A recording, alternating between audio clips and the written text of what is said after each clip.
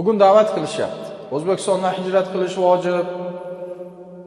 Hijratga taalluqli bo'lgan oyat karimalar, hijratga taalluqli bo'lgan hadis shariflarini o'zlarining nafslariga, o'zlarining ra'ylariga burib buzib talqin qilishyapti.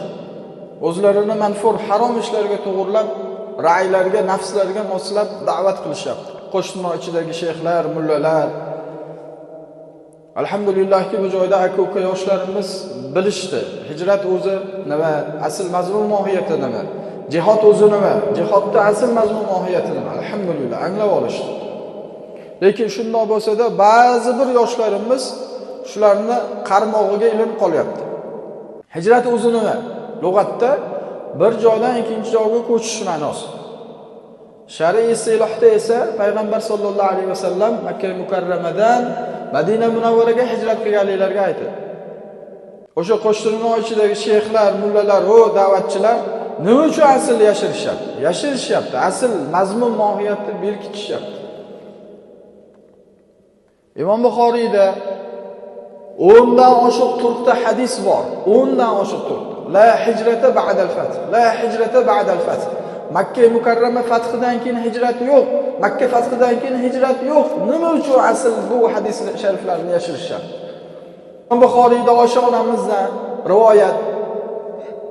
Avvallari musulmonlar o'zini dinida fitnaga tushib qolmaslik uchun Alloh va uning rasuliga qochgan. Bugun Alloh islomni zohir qildi. Xohlaganingizgacha ibodat qilavering dedi. Imom Buxoriydan, Oysha onamizdan nima bu hadis shariflarni yashirishyapti? Mujohid radhiyallohu anhu yetuk sahobalardan Abdulloh ibn Umar radhiyallohu anhu oldilariga borib aytadiki, "Men bugun Shomga hijrat qilmoqchiman" deydi.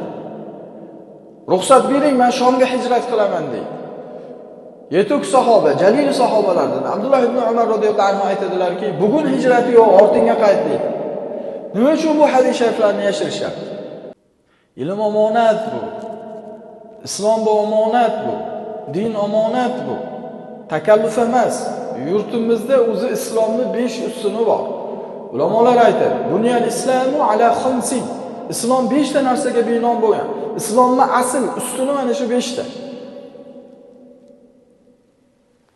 Ashhadu an la ilaha illalloh, Allohga iymon keltirish, namoz, roza, zakot, haj, mana 5 ustuni bor. Allohning mana shu ulug' farzlarini qaysi biriga yurtimizda taqiq bor? La ilaha illalloh kalimasini ma'mumunman, men musulmonman deyishlik baxtiga, islomimizni zohir qilishlik baxtiga biz muyassar bo'lsak bugun. 5 vaqt namoz, u nafil namoz bo'lsa ham ertalabdan kechgacha jamoat bo'lib namoz o'qishlik baxtiga muyassarmiz. U nima namoz bo'lishligidan qat'iy nazar. Hayit namoz bo'ladimi, juma namoz bo'ladimi, hatto mana Ramazon oyida tarovih namozlari bo'ladimi, jamoat bo'lib o'qishlik baxtiga muyassar bo'lsak. Eng ulug' Allohning farzi namoz. Allohning ulug' farzi roza, Ramazon rozasi qanaqangi ko'tarinki kayfiyatda o'tkazilsa. Allohning ulug' farzi zakot. Ijtimoiy tarmoq orqali Allohning farzi bo'lgan zakotni berishlik vaqtiga muyassar bo'lsak. Haj amallari, mana umra amallari bormagan odam qolmayapti.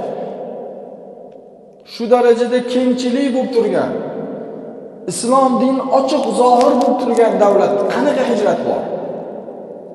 Hech qanaqa shartlar topilmayapti. Islom bu omonat bu, din bu omonat bu. Bugun teran fikrlash, bugun ilmni kimdan olyapmiz? Islomni dinni kimdan o'rganamiz? Mana shuni asl mazmun mohiyatini bilib anglab olish kerak.